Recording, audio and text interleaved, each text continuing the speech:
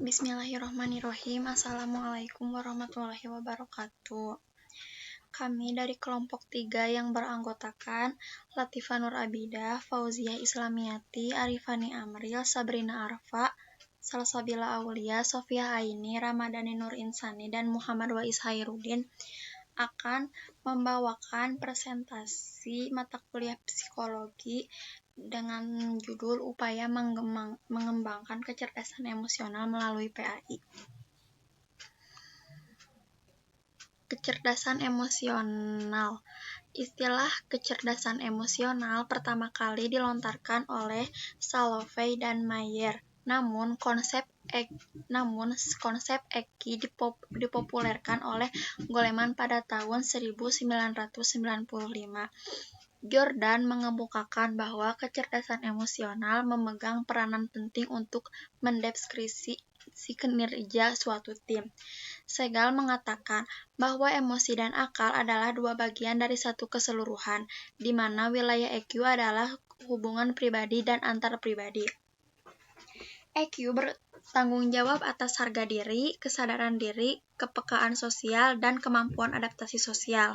Sementara itu, Reven Baron menjabarkan EQ ini ke dalam 5 domain, yang terdiri dari domain intrapribadi, antarpribadi, pengendalian stres, penyesuaian diri, dan suasana hati umum. Dengan demikian, dapat disimpulkan bahwa EQ adalah kecerdasan yang berhubungan dengan kemampuan pribadi dan kemampuan sosial. Kecerdasan spiritual. Kecerdasan spiritual atau SQ adalah fakultas dimensi non-material jiwa manusia. Ibaratkan seperti intan yang belum terasah, yang dimiliki oleh manusia. Setiap individu yang mengenalinya sehingga mengkilap dengan tekad yang besar dan menggunakannya untuk memperoleh kebahagiaan abadi. Seperti dua bentuk kecerdasan lainnya, IQ dan EQ, di kecerdasan spiritual dapat diturunkan. Kemampuannya untuk diturunkan tampak tidak terbatas.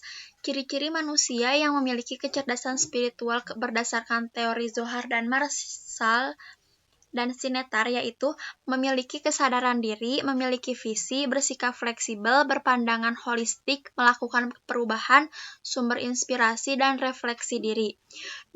Apabila seseorang ingin melakukan suatu keinginan, kemauan, dan tindakan, tentu saja tidak semudah yang dibayangkan. Hal tersebut tidak lepas dari adanya suatu hambatan dalam melakukannya. Begitu juga jika seseorang ingin memiliki kecerdasan spiritual, maka tidak akan terlepas pula dengan berbagai hambatan. Hambatan-hambatan tersebut diantaranya prasangka negatif, pengaruh prinsip hidup, pengaruh pengalaman, pengaruh kepentingan, pengaruh sudut pandang, pengaruh pembanding, dan pengaruh literatur. Upaya guru PAI dalam peningkatan kecerdasan emosional dan spiritual. Peningkatan kecerdasan emosional dan spiritual mencakup pengalaman, pemahaman, dan penanaman nilai-nilai keagamaan, serta pengalaman nilai-nilai tersebut dalam kehidupan individual maupun kolektif kemasyarakatan. Peningkatan kecerdasan emosional dan spiritual tersebut pada akhirnya bertujuan pada optimalisasi berbagai potensi yang dimiliki manusia yang aktualisasinya mencerminkan harkat dan martabatnya sebagai makhluk Tuhan. Pada tahap perencanaan, guru sebagai penentu keberhasilan upaya pendidikan, sehingga guru berperan penting dalam pembentukan kecerdasan emosional dan spiritual. Bahasa yang santun dapat memberikan dampak positif kepada peserta didik. Artinya, diksi yang digunakan guru berpengaruh terhadap pembentukan kecerdasan emosional dan spiritual. Pemilihan diksi yang baik bisa membuat peserta didik terpengaruh untuk melakukan perubahan menjadi semakin baik, sehingga mempermudah melaksanakan tujuan pendidikan. Tahap pelaksanaan pembelajaran, ada beberapa pendekatan yang dilakukan, antara lain pendekatan pengalaman, pendekatan pembiasaan, pendekatan emosional, pendekatan rasional, pendekatan fungsional, pendekatan keteladanan, dan pendekatan terpadu. Berkembangnya era modernisasi membuat guru PAI harus pandai dalam menyikapi pertanyaan peserta didik yang semakin bervariasi. Agar peserta didik tidak salah persepsi, maka guru menjelaskan dengan rinci dan memberikan tanggapan dari berbagai sudut pandang, khususnya pandangan Islam. Adanya tren seperti rebonding rambut, jilbabs, dan seterusnya membuat dampak yang berarti di kalangan masyarakat awam. Menyiasatinya yaitu memberikan kesadaran kepada peserta didik sebab lingkungan juga berpengaruh baik keluarga ataupun masyarakat.